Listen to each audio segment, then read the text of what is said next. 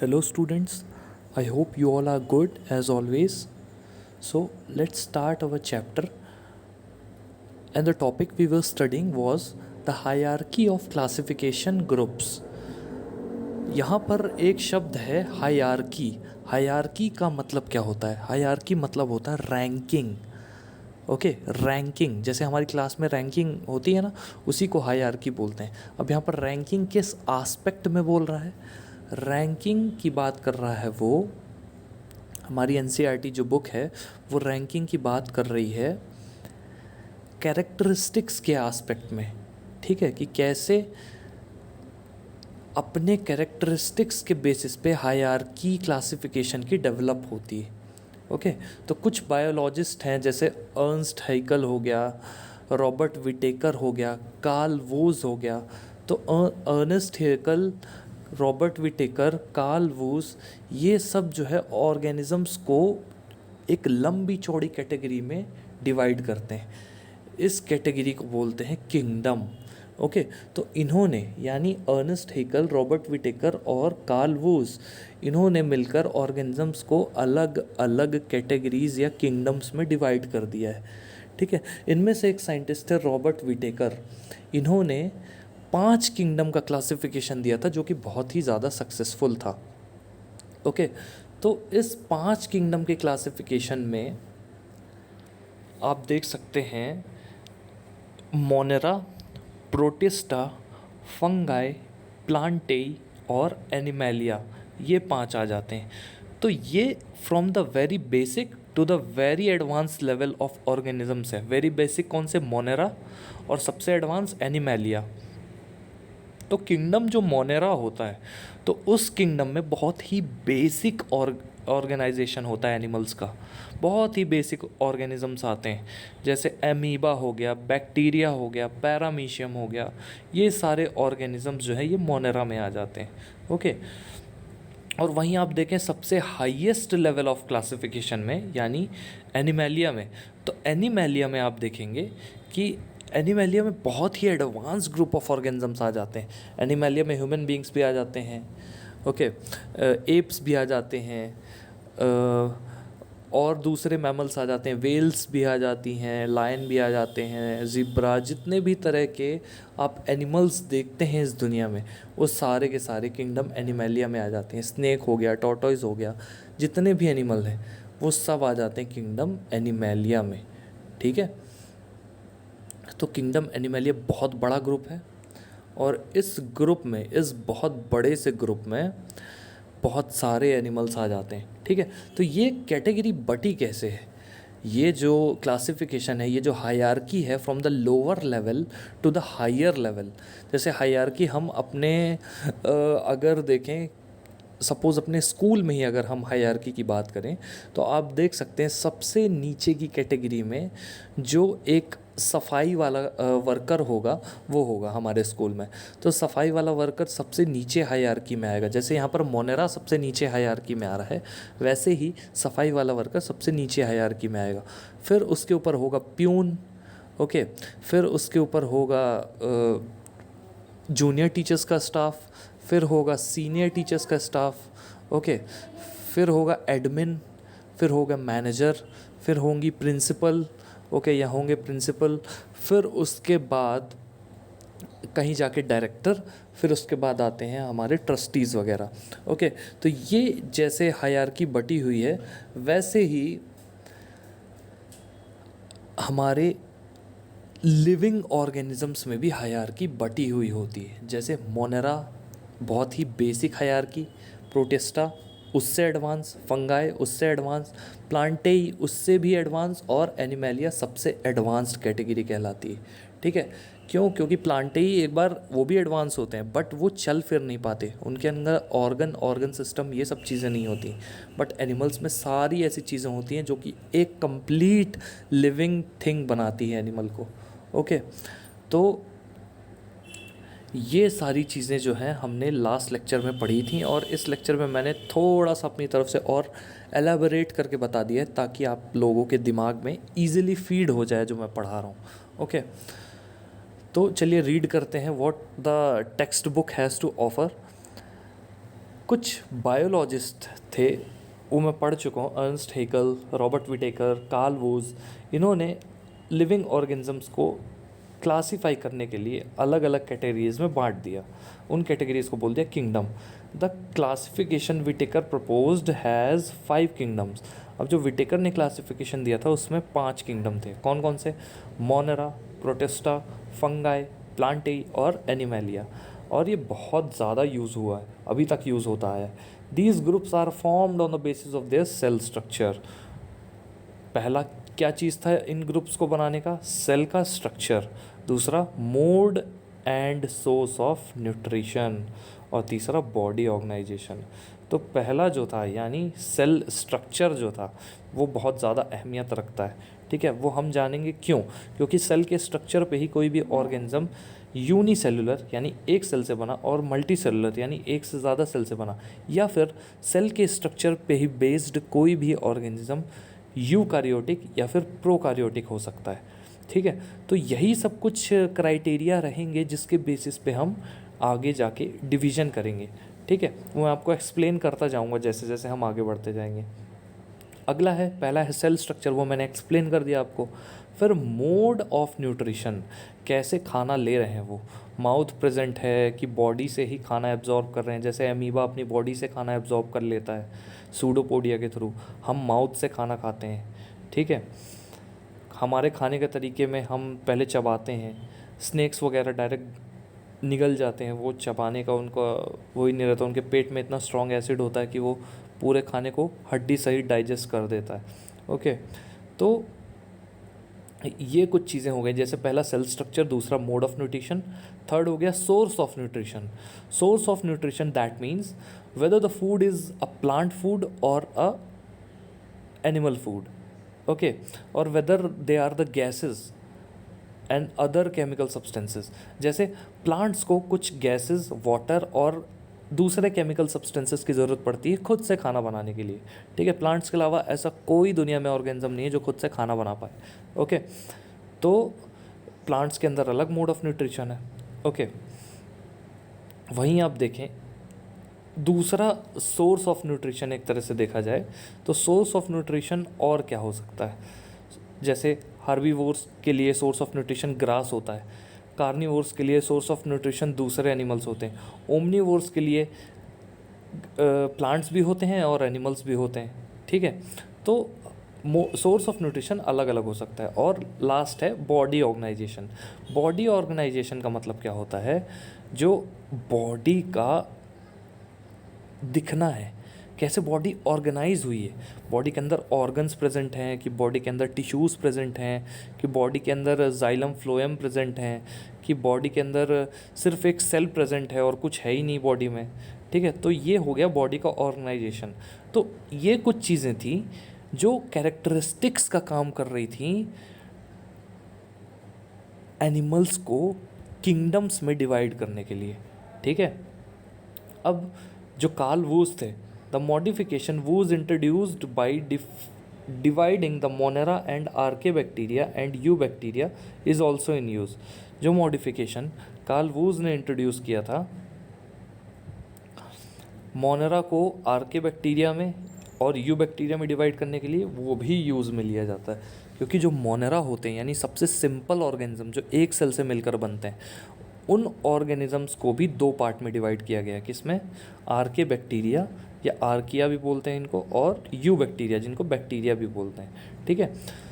बाद में further classification is done by naming the sub groups at various levels.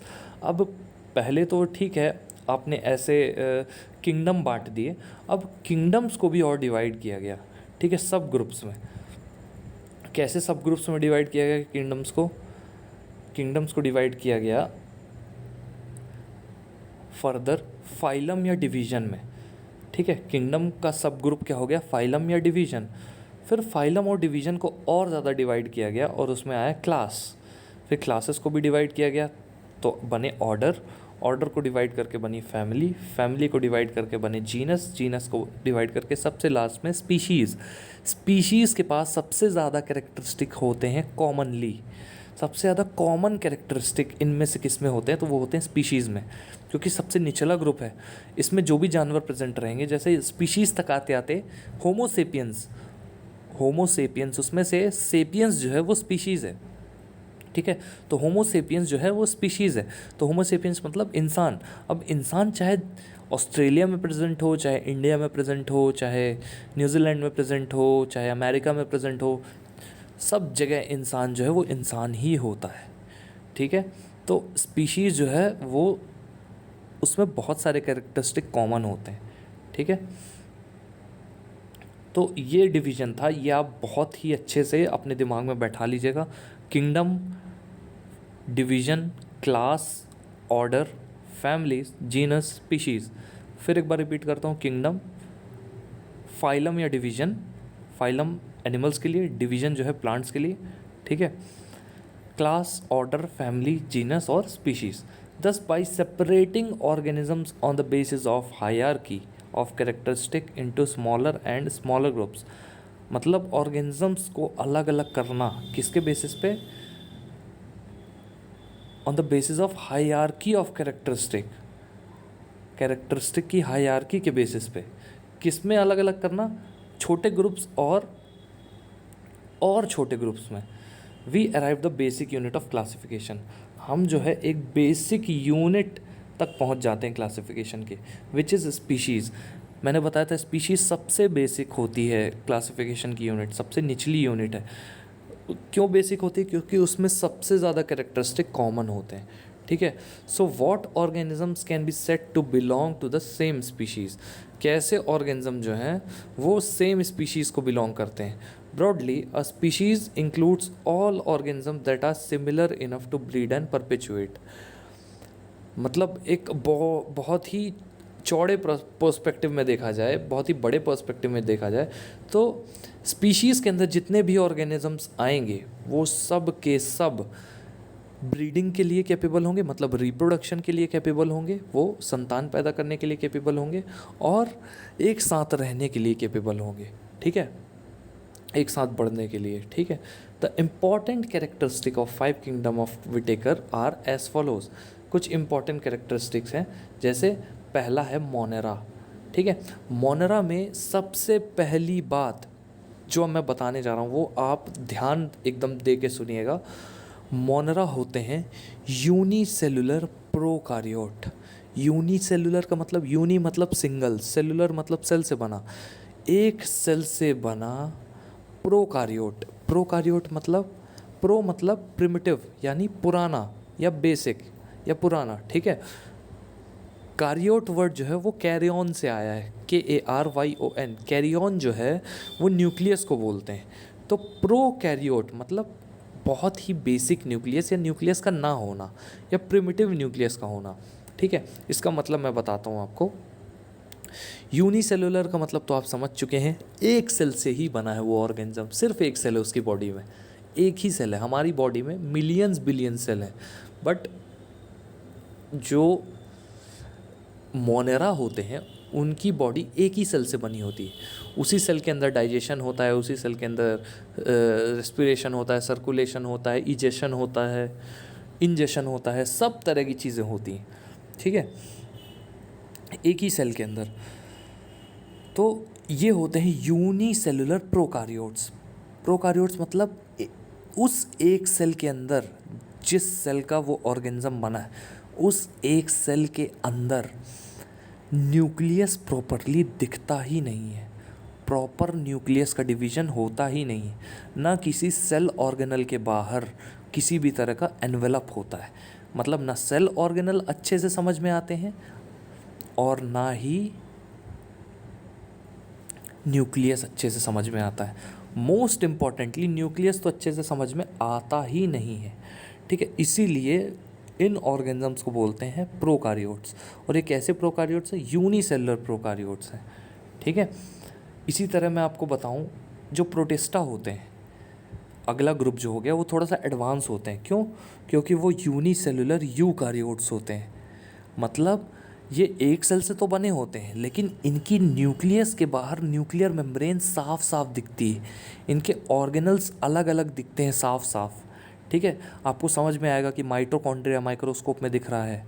ठीक है, माइक्रोस्कोप से जब आप सेल को देखेंगे, प्रोटिस्टा के सेल को देखेंगे, तो प्रोटिस्टा को देखने पर आपको क्लियरली समझ में आएगा कि माइटोकॉन्ड्रिया दिख रहा है, लाइजोसोम दिख रहे हैं, गोल्जी बॉडी दिख रही है, ओके, न्यूक्लियस प्रॉपरली दिख रहा है, न्यूक्लियस की वॉल दिख रही है, ओके, और तमाम जितने भी सेल ऑर्गेनल्स होते हैं वो क्लियरली आपको नज़र आएंगे, किसमें, यूनिसेलुलर प्रोकारियोट्स में, यानी प्रोटिस्टा में। ठीक है, अब अगला ग्रुप क्या है, फंगाई। ठीक है, या फंगस भी बोलते हैं हम इसको। ठीक है, फंगाई या फंगस। ओके, तो जो फंगाई होते हैं वो कैसे होते हैं, यूनिसेलुलर या मल्टी सेलुलर दोनों हो सकते हैं। ठीक है, मोस्टली ये मल्टी सेलुलर यूकारियोट्स होते हैं। ठीक है, ये क्या होते हैं, मल्टी सेलुलर यूकारियोट्स होते हैं। अभी तक ऊपर के दोनों यानी मोनेरा और प्रोटिस्टा यूनिसेलुलर प्रोकारियोट थे। ठीक है, मतलब मोनेरा तो यूनिसेलुलर प्रोकारियोट था, बट प्रोटिस्टा थोड़ा सा एडवांस हुआ था, वो यूनिसेलुलर यूकारियोट था। ठीक है, बट फंगाई क्या होते हैं, वो मल्टी सेलुलर यूकारियोट होते हैं। मल्टी सेलुलर यूकारियोट होते हैं, मतलब यहाँ से सारे लिविंग ऑर्गेनिजम्स जो होंगे, चाहे वो फंगाई हो, चाहे प्लांट हो, चाहे एनिमल्स हों, सब के सब यूकारियोटिक होंगे। सिर्फ एक ही है जो प्रोकारियोट है, वो है मोनेरा। मोनेरा के अंदर जितने भी जानवर आ जाएंगे, जितने भी लिविंग ऑर्गेनिज्म आ जाएंगे, वो सब के सब क्या होंगे, प्रोकारियोटिक होंगे। आप, मेरी ये रिक्वेस्ट है कि आप लोग मोनेरा, प्रोटिस्टा, फंगाई, इन तीनों को एटलीस्ट, इन तीनों को एक बार गूगल में सर्च करके इनकी इमेजेस देखिएगा कि ये कैसे दिखते हैं। ठीक है, आपको बहुत अच्छी चीज़ें क्लियर होंगी, क्यों मोनेरा यूनिसेलुलर है, क्यों प्रोटिस्टा भी यूनिसेलुलर है बट वो प्रोकारियोट क्यों है। ठीक है, और मोनेरा प्रोकारियोट क्यों है और प्रोटिस्टा यूकारियोट क्यों है। फंगाई जो है वो मल्टी सेलुलर यूकारियोट क्यों है, ये आपको क्लियर होगा, एकदम आपको क्लियरली समझ में आ जाएगा। ठीक है, तो फंगाई तो मोस्टली हिटरोट्रोपिक यूकारियोटिक होते हैं। ओके, अब जो प्लांटेई हैं वो मल्टी सेलुलर यूकारियोट्स होते हैं, लिखा हुआ है क्लियरली, और एनिमलिया भी यही होते हैं, मल्टी सेलुलर यूकारियोट्स। तो दो तो हो गए मल्टी सेलुलर यूकारियोट्स। ठीक है, कहें तो तीन भी हो गए, बट फंगाई कुछ कुछ यूनिसेलुलर भी हो जाते हैं, इसलिए हम इनको दोनों में काउंट करते हैं, यूनिसेलुलर भी मल्टी सेलुलर भी। ठीक है, मतलब ये एक सेल से भी बने हो सकते हैं और एक से ज़्यादा सेल से भी मिलकर बने हो सकते हैं। ओके, तो एक चार्ट दिया है आपके बुक में, ये आप लोगों को बहुत अच्छे से बाई हार्ट कर लेना है, एकदम रट लेना है आप लोगों को ये चार्ट। ऑल्दो छोटा दिख रहा होगा थोड़ा सा, बट मैं आपको एक्सप्लेन करने की पूरी कोशिश करूँगा कि मैं आपको क्लियरली एक्सप्लेन कर पाऊँ इस चार्ट में क्या बोलने की कोशिश कर रहा है। ओके,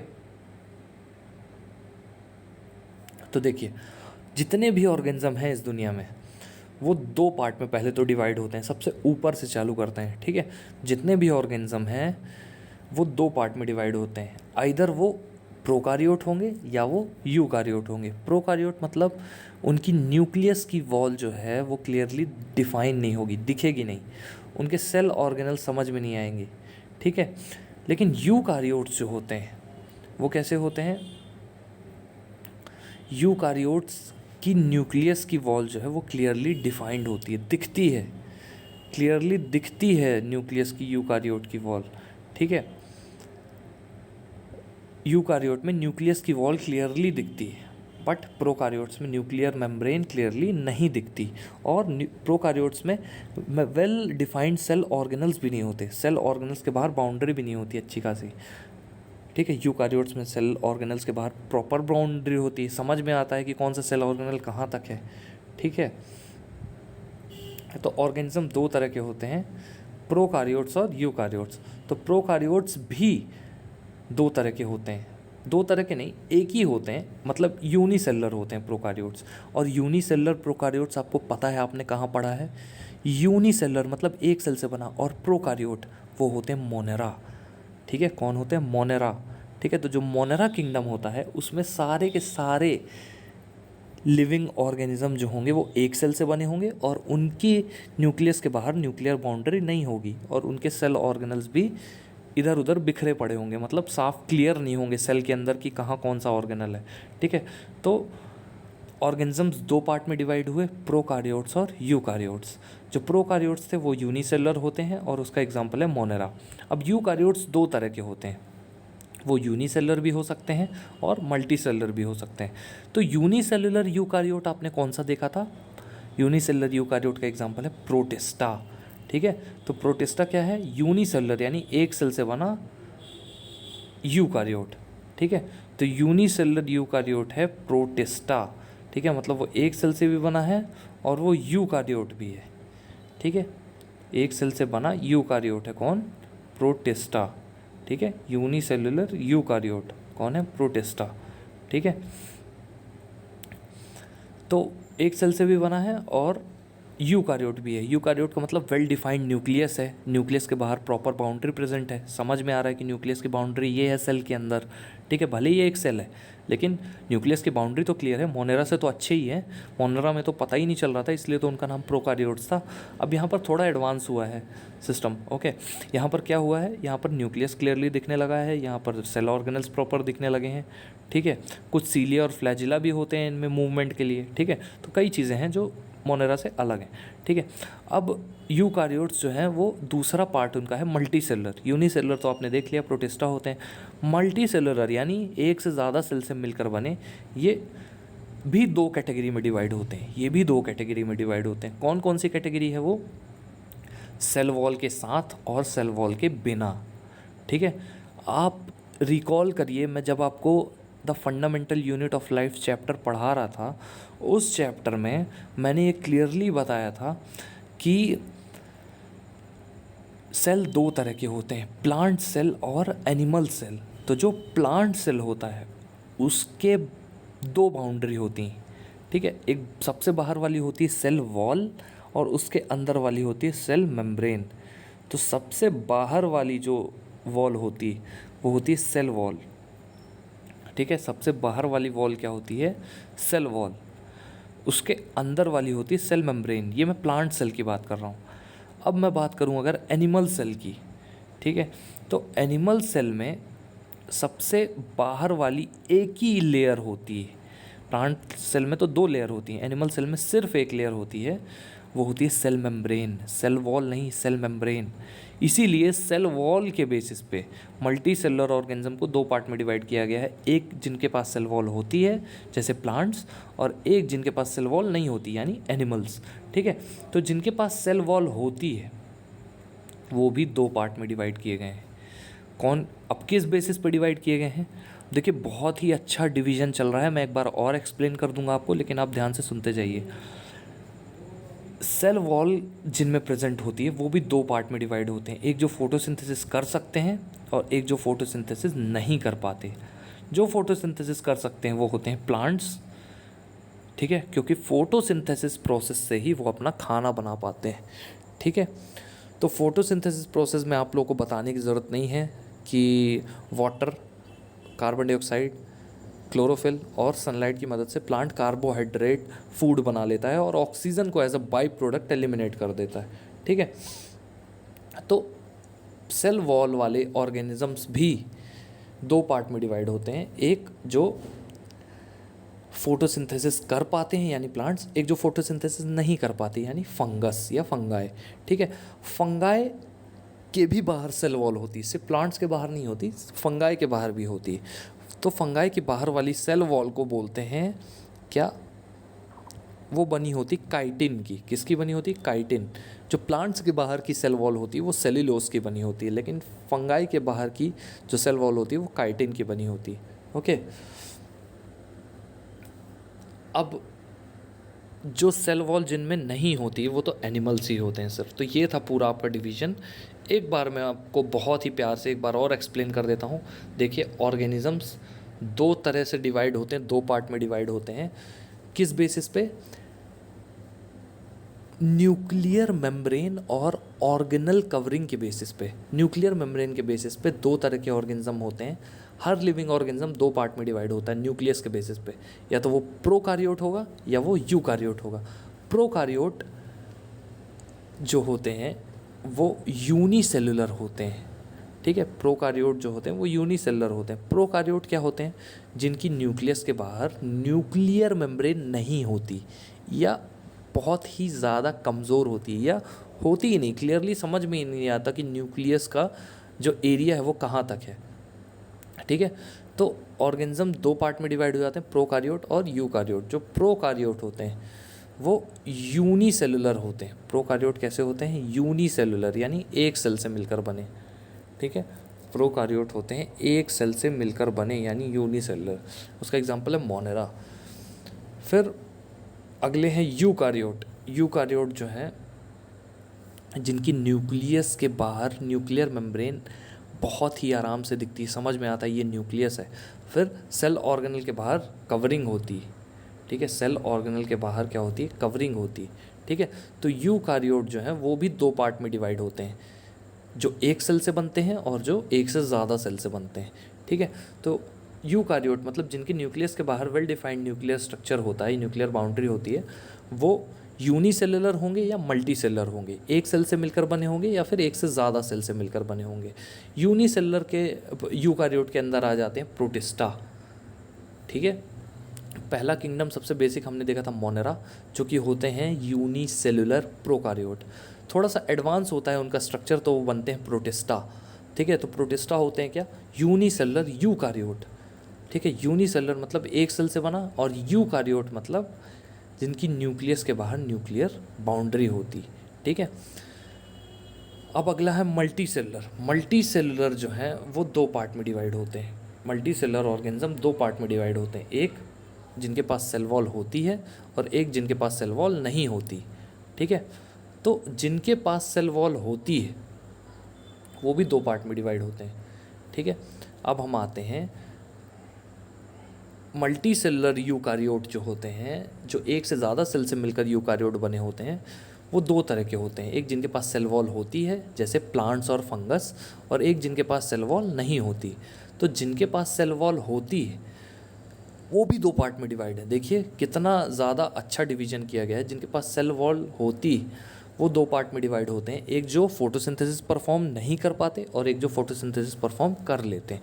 जो फोटोसिंथेसिस परफॉर्म नहीं कर पाते हैं उनका एग्जांपल है फंगस या फंगाई, और जो फोटोसिंथेसिस परफॉर्म कर लेते हैं उनका एग्जांपल है प्लांटेई, ठीक है, या प्लांट्स, ठीक है। प्लांटेई या प्लांट्स, ठीक है।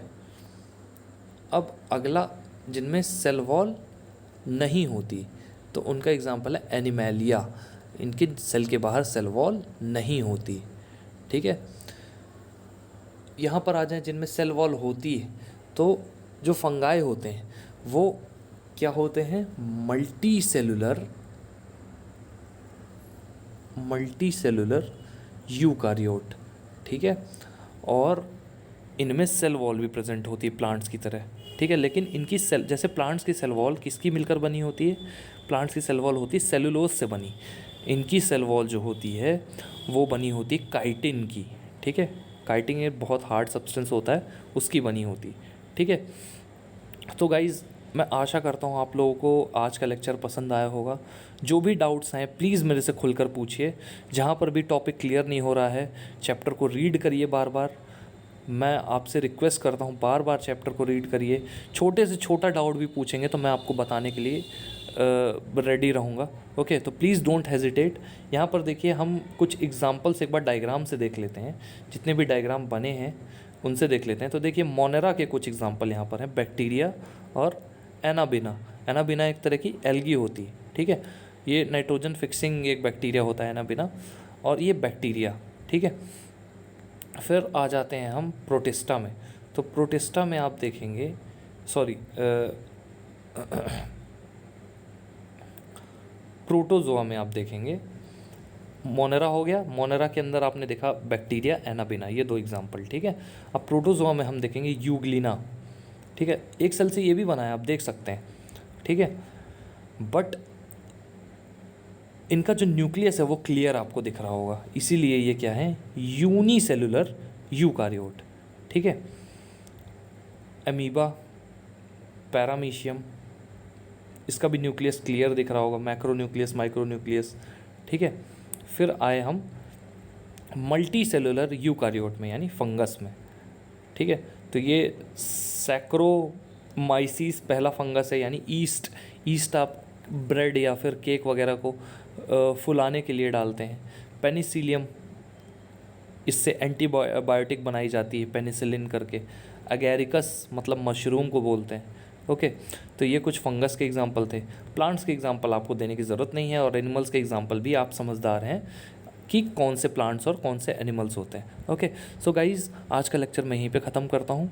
प्लीज़ जितना मैंने पढ़ाया है 2, 3, 4 पेज, वो प्लीज़ घर पे रीड कर लीजिएगा। 1 नहीं, 2 नहीं, 3, 4 बार रीड कर लीजिएगा। कोई भी डाउट हो मेरे से प्लीज़ पूछिएगा क्लास में। Okay, so that's all for now guys, thank you so much.